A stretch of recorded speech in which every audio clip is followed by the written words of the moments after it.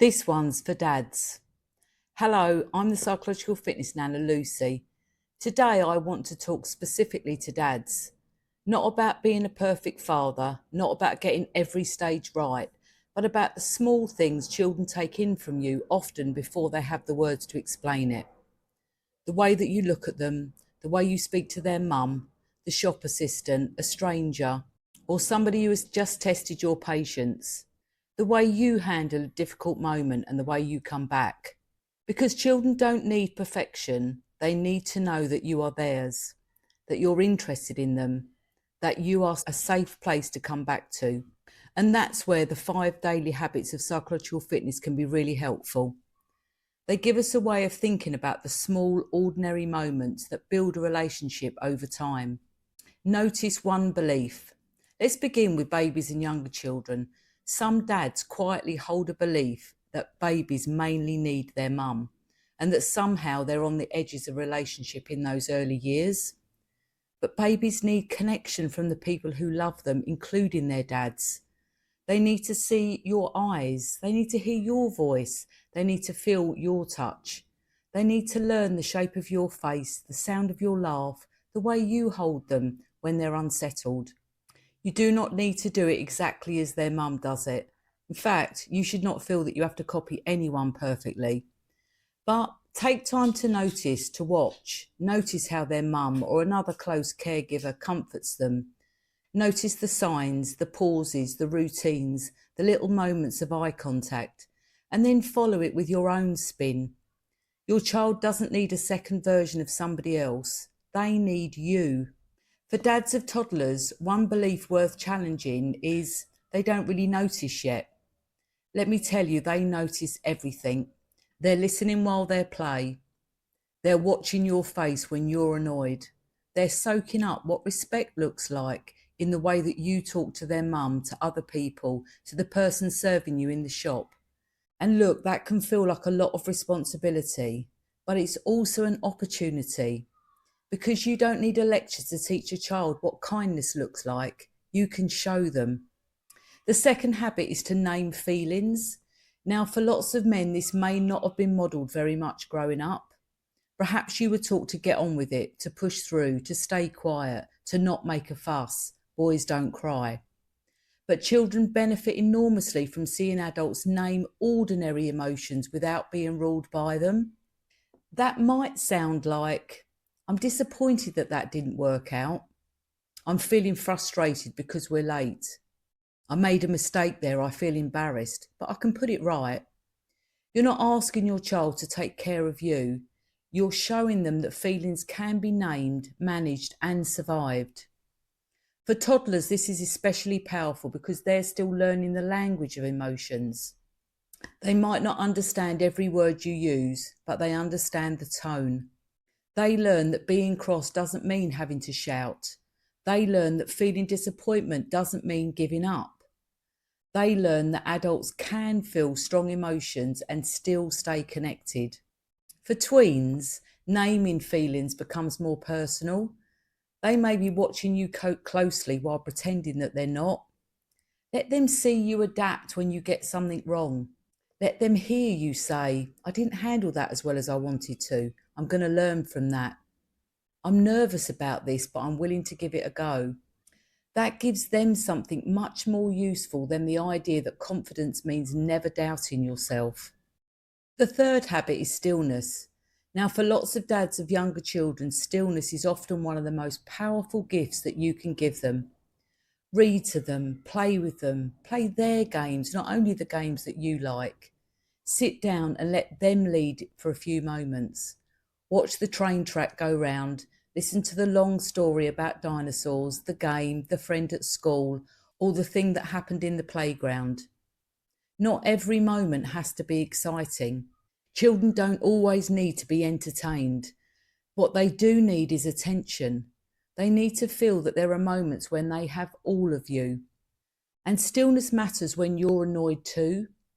Your toddler spills something, your tween answers you back, your teenager rolls their eyes at you. Your first instinct may be to react quickly, but the pause matters. Your child will not remember whether you were never frustrated.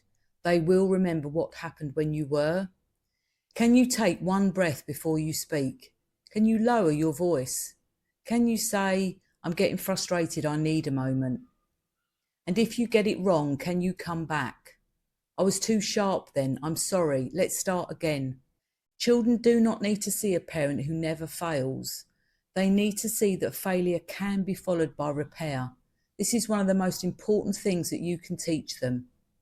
The fourth habit is connection, and this is where I want to say something really important. Your child does not need you to be their friend. They need a mentor who loves them unconditionally, a mentor who sets boundaries that are clear and fair, a mentor who helps them understand the world around them. Being their friend can sometimes feel like the easier option in the short term. It can mean avoiding a difficult conversation, avoiding a boundary, avoiding their disappointment. But children need adults who can hold the line with warmth.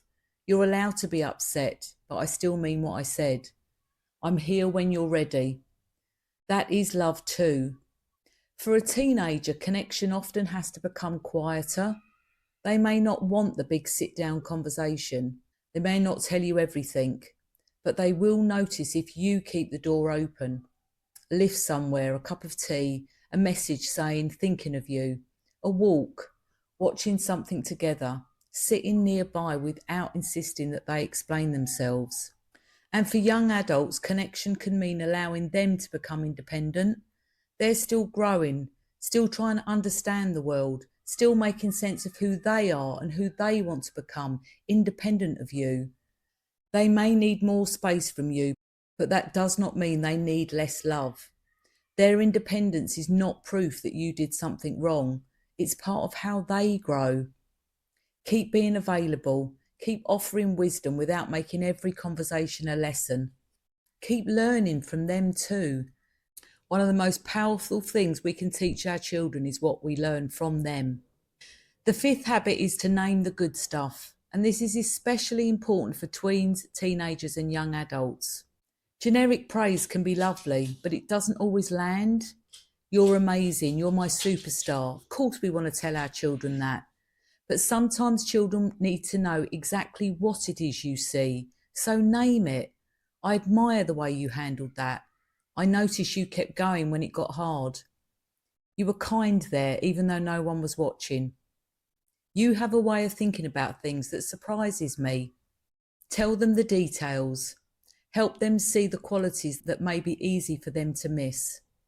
And with young adults, be proud of them in front of others in quiet, authentic ways, not boasting, not making them feel on display, but letting them overhear you say, I'm proud of the way they kept trying. They've become very thoughtful. They teach me things about the world. That kind of pride can stay with someone for years. And finally, for dads who travel or spend time away from home, this is worth remembering. Don't always make the present something you've bought. Make the present your time. When you come back, sit with them, ask about their world, play with them, read to them, go for a walk. Let them choose something small to do together. Make the smile you see because of you, not because of what you've purchased. Because the toy may be forgotten, but the memory of being chosen, seen and enjoyed can last so much longer. The years when children are young go quickly, but you will have a whole lifetime ahead to spend with the adults they become. And the relationship that you build now becomes part of how they understand love, boundaries, recovery, respect, and themselves. You don't have to be perfect. You have to be present. You have to be willing to learn, and you have to keep coming back. This is psychological fitness. For more practical support, try my free 5-day psychological fitness reset. It's on this channel. It's a good place to begin. Inside Healthy Minds for Parents, you'll find deeper pathways on resilience, connection, communication, and building a calmer, stronger family. I'm the Psychological Fitness Nana, and this is Psychological Fitness.